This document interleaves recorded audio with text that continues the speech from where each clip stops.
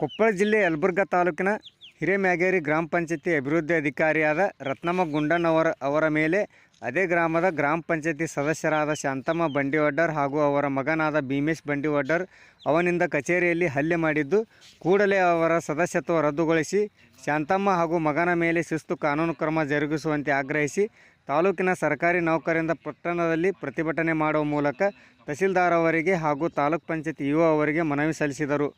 ಪಟ್ಟಣದ ವೀರರಾಣಿ ಕಿತ್ತೂರು ಚೆನ್ನಮ್ಮ ಸರ್ಕಲ್ ಬಳಿ ಜಮಾಯಿಸಿದ ಸರ್ಕಾರಿ ನೌಕರರು ಬಹಿರಂಗ ಸಭೆ ನಡೆಸಿದರು. ಸರ್ಕಾರಿ ನೌಕರ ಸಂಘದ ತಾಲೂಕು ಅಧ್ಯಕ್ಷ ಸಿದ್ಲಿಂಗಪ್ಪ ಶಾಗೋಟಿ, ಫಕೀರಪ್ಪ ಕಟ್ಟಿಮನಿ, ಮಹೇಶ್ ಸಬರದ್, ಎಸ್.ವಿ. ಧರಣಿ ಸೇರಿದಂತೆ ಮತ್ತಿತರರು ಮಾತನಾಡಿದರು. ಈ ಸಂದರ್ಭದಲ್ಲಿ ಸರ್ಕಾರಿ ನೌಕರರು ಪದಾಧಿಕಾರಿಗಳು ಪ್ರತಿಭಟನೆಯಲ್ಲಿ ಭಾಗಿಯಾಗಿದ್ದರು. ವರದಿ ವಿ.ಎಸ್. ಶಿವಪ್ಪಯ್ಯನಮಠ, ಯಲಬುರ್ಗಾ.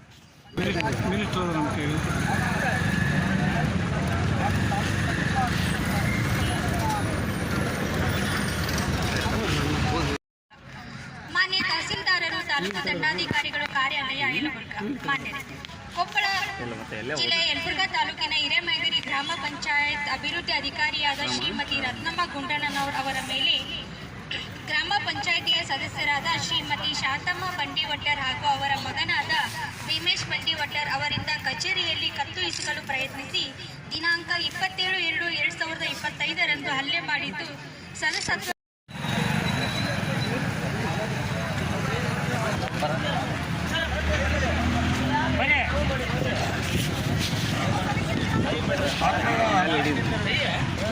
ವಾತಾವರಣ ಸರ್ ಪ್ರಸ್ತಾಪ ಮಾಡಿದಂತೆ ಇವತ್ತು ವಿಲೇಜ್ ಅಕೌಂಟ್ ಆಫೀಸರ್ ಇರ್ಬೋದು, ಪಂಚಾಯತ್ ಅಭಿವೃದ್ಧಿ ಅಧಿಕಾರಿಗಳಾಗಿರೋದು ಹಾಗೂ ಕೃಷಿ ಇಲಾಖೆ ಮತ್ತು ಆರೋಗ್ಯ ಇಲಾಖೆ ಸಿಬ್ಬಂದಿ ವರ್ಗ ಇರ್ಬೋದು, ಮಹಿಳಾ ಮತ್ತು ಮಕ್ಕಳ ಕಲ್ಯಾಣ ಅಭಿವೃದ್ಧಿ ಇಲಾಖೆ ಸಿಬ್ಬಂದಿಗಳಿರ್ಬೋದು, ನೇರವಾಗಿ ಸಾರ್ವಜನಿಕರೊಂದಿಗೆ ಸಂಪರ್ಕ ಇರುವುದರಿಂದ ಅವರ ಎಲ್ಲ ಆಗುಹೋಗುಗಳಿಗೆ ಬೇಕು ಬೇಡಿಕೆಗಳನ್ನು ಮತ್ತು ಮೂಲಭೂತ ಸೌಕರ್ಯಗಳನ್ನು ಸ್ಪಂದಿಸುವಲ್ಲಿ ಅತ್ಯಂತ ಪ್ರಾಮಾಣಿಕವಾಗಿ ಮತ್ತು ದಕ್ಷವಾಗಿ ಕೆಲಸ ಮಾಡುವಲ್ಲಿ ಸಾಕಷ್ಟು ಶ್ರಮ ವಹಿಸ್ತಾ ಇದ್ದಾರೆ.